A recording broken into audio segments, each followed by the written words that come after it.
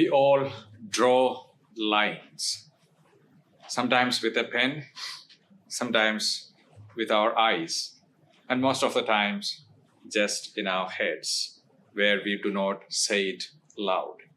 But we know who belongs and who doesn't, who is one of us and who is one of them, who is good and who is just off, who deserves help and who brought it on themselves.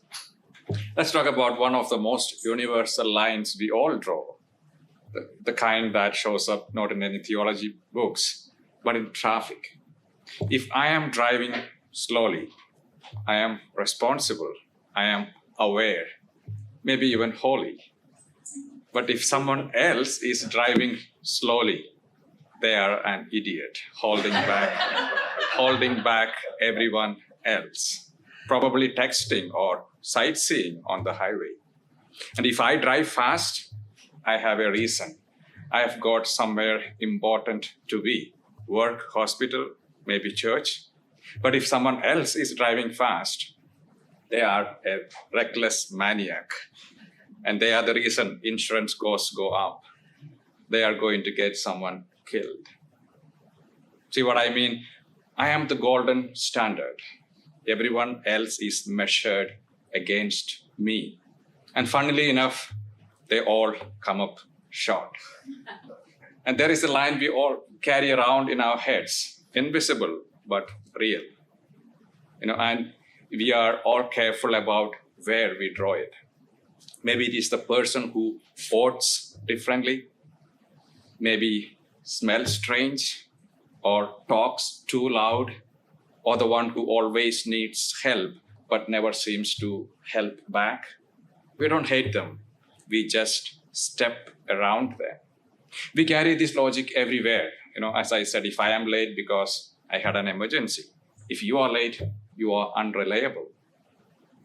And when I cancel my plans, it's because I am overwhelmed and I need rest. And when you cancel, you are unreliable. When I get snappy, I'm just having a rough day. But when you do, you are toxic. When I talk too much, I am passionate about it. When you do, you don't know how to listen. If I need help, it's understandable. But if you do, it's because you have failed somewhere. We draw that line and we always put ourselves right at the center of what's normal, what is reasonable, and what's right. And this is where Jesus comes in today, wrecking our setup. The parable of the Good Samaritan is not just a sweet moral story about kindness. It's about tearing down the lines we draw and doing it with very surgical precision. The road from Jerusalem to Jericho was notorious for bandits. The people listening to Jesus would have known it, like we know which neighborhoods and streets to avoid at night. The people in the story, the priest and the Levite, they were not villains. They were just staying inside their lines. The lines that said, don't touch what is unclean. Don't stop on a dangerous road.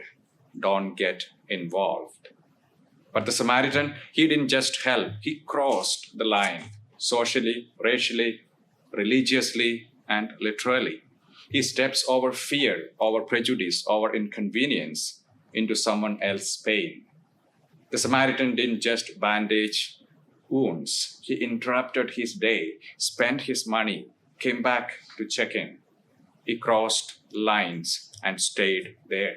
There is a story from 2017 that got headlines in Houston, Texas, during Hurricane Harvey. The city was flooding, streets were underwater, and people were stranded. Volunteers showed up with boats, rafts, and pulling strangers from rooftops. One man named Jim McIngvale, better known locally as Mattress Mac, he opened his massive furniture stores to anyone who needed shelter. But Mac had been burned before. In previous floods, people stole from him and from his store. And during crisis, some had trashed his store. He could have drawn a line and said, "No, not again. It's not my problem. Let federal agencies handle it." But instead, he gave people the keys to his kingdom, brand new couches, beds, recliners. He fed thousands of people. He sheltered anyone who came. He said, "These are people in need, and you do not draw lines when people need help." Because the easy thing is to do what the priest and the Levite did, to protect your turf, to protect your comfort, to play it safe. But Mac didn't stay inside the line. He stepped right across it, financially, socially, personally. He risked being burned again. He risked the mess. That's what Jesus is asking us today. Not to redraw the boundaries a little wider, not to move the line an inch or two, but to live in such a way that the line doesn't matter anymore. Because at the end of the day, the parable asks not who is your neighbor, but will you cross your line and stay there?